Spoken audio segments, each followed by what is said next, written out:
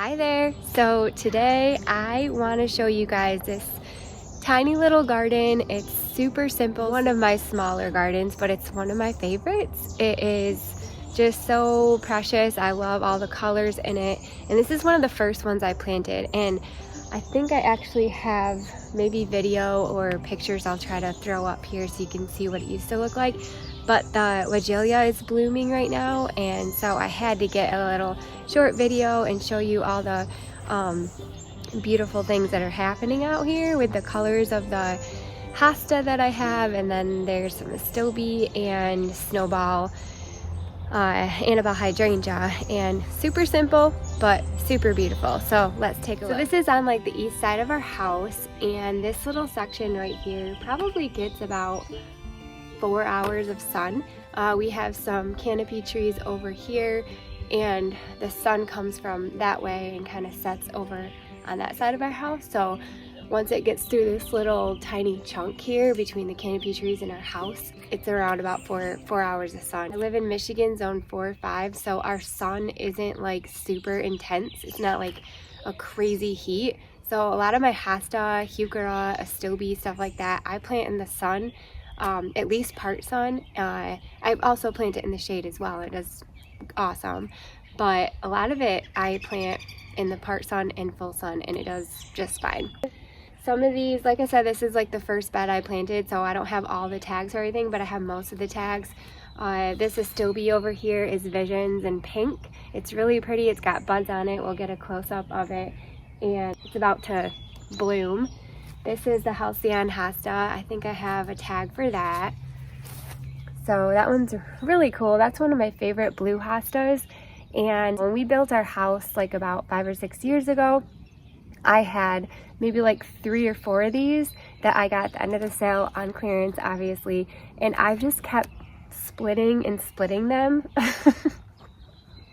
I just dig them up and just split galore and just multiply them all over my yard because I just love that blue color.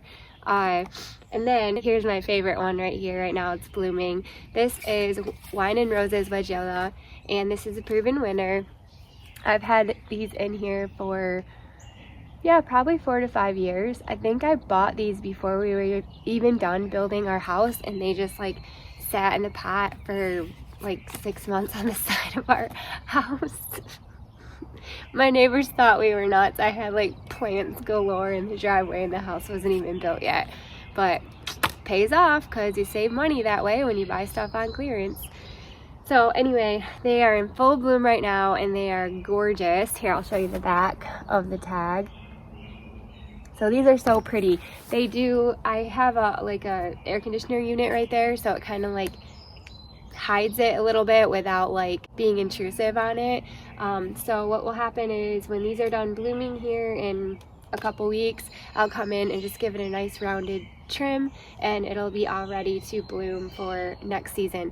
The cool thing about these Wine and Roses is they've actually bloomed for me a second time. In the fall or like later on in the summer, they've actually bloomed again. So it's really important to give it that nice trim because you never know, it might put on another flush of blooms. All right, let's keep moving. Over here I have another Wine and Roses Weigela, and it's obviously blooming. This right here is my all-time favorite hosta. This is a Francis Williams. So this hosta, I again, it's like kind of blue in the center, and then like almost like a green blue in the on the outer edges, and it's just got massive leaves. This is a split. I have another one on the other side of my house. I've split it like 1, 2, 3, 4, 5. I think I split it 5 times, and so I have like 6 plants for the price of 1. That's something I just love about hostas. And I don't think I have a tag for that one actually because I've had it for so long, I just keep splitting it. But anyway, this little guy right here, this is called a stokesia, and that's the only kind of like I would consider perennial in here. The rest is like hosta and shrubs, well, besides my heuchera I have over there.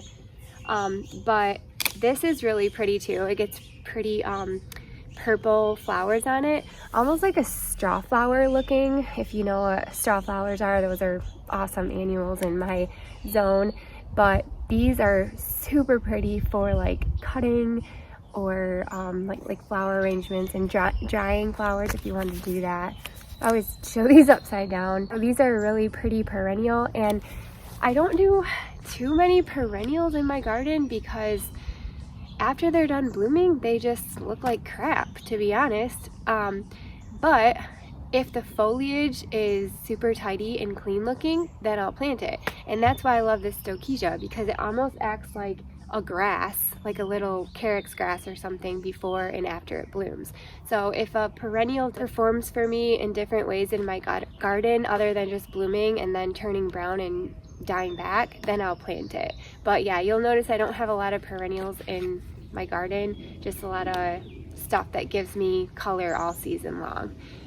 All right, so then around here, these three hosta right here, these are Great Expectation, and I just planted those last year, so they're still pretty small. And I love that chartreusey color, like it just brightens that little area up. So before, I just had, what I have here is my snowball hydrangea bush, and then I have purple Pallas heuchera around. Well, it kind of just blended in with the mulch. I'm like, gosh, I need something there to just make it pop. And so I threw in these, actually these are splits from another Great Expectation hosta I have over there. This one probably won't get as big as the one I have over there, because the one I have in my gully garden over there is in full shade. So this one will probably stay a little bit smaller, and then it'll probably stay a little bit brighter color too, because of this extra sun that it gets, which I'm completely fine with. That's what I was going for. So I don't have a tag for that one. And then, as I said, purple Pallas, just the regular old like brownish maroon color heuchera, which I love. And then I do have a tag for my snowball hydrangea. So this is like one of my favorite hydrangeas, if not my favorite, Annabelle. And it can go in sun to part sun. I have some up there in my retaining wall, full sun. They do great.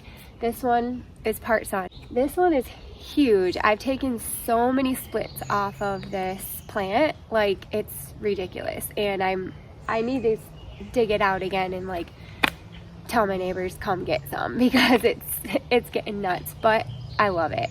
If all else fails, if it just keeps producing more shoots, I'm just gonna line my gully garden with it and have like a huge line hedge of Annabelle hydrangeas. Wouldn't that be awesome? Yes, that's what we're gonna do. Anyway, sorry, they're my fave. So I think that's it. Hold up, while we're out here, I have to show you these pretty hosta. These are called stained glass. These are one of my favorites too. I love how big they are, and they almost have like a glow to them. It did just rain, as you can see. There's like, well, don't mind my lawn. We had the tractor come through. We're getting some work done, putting a shed in down there, so our lawn is like a little whack right now. Anyway, these stained glass hosta are just a dream. I love them so much. And I put these here, I think 2 years ago. They came from, I think I bought 3 plants, and I have them,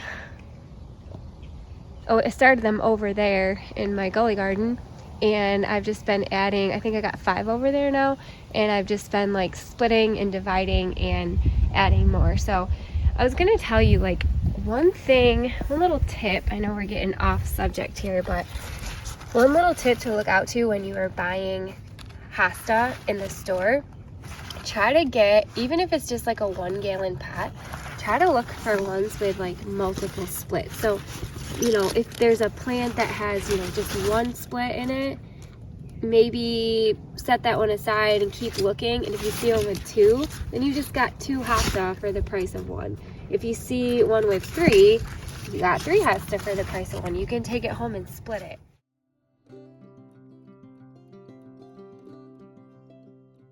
If there is only 1 split in there, I will just plant it, wait a year until it grows on more, dig it up, and then you know, cut it up and put it in another spot in my garden. So that's a nice little tip if you are trying to save money, as long as there's not a branded plant and with royalties and you're like selling it or something, you should be good to go. But anyway, I hope that you enjoy this little side garden that I have. I don't have any annuals in here. This is all shrub, perennial, hosta color. So this is what I try to do in my garden. I try to save money, obviously, and just use different colors and textures and things that bloom at different times to create more interest, and then I can save money and not buy as many annuals.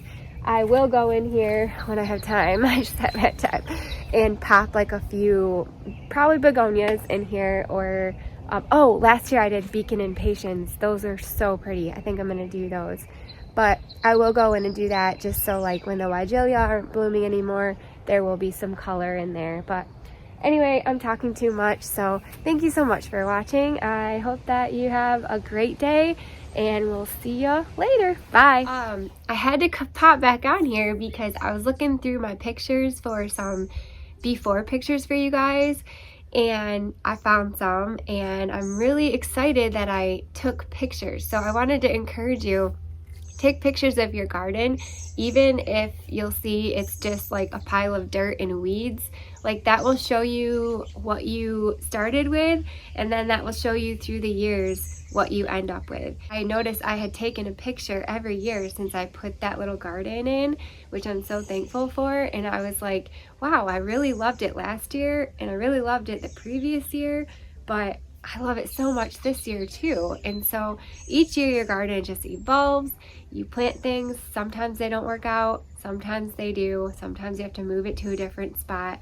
But I just want to encourage you, take pictures so that you can go back and encourage yourself and just be like, look what I did. And we might have planted a bunch of crappy looking clearance plants to start, but now look at them. They're blooming and they're big and gorgeous. So anyway, just wanted to encourage you with that. All right, let's take a look at these before and after pictures. This picture just shows what this side of the house looked like before I had anything in it. And it's just dirt and weeds.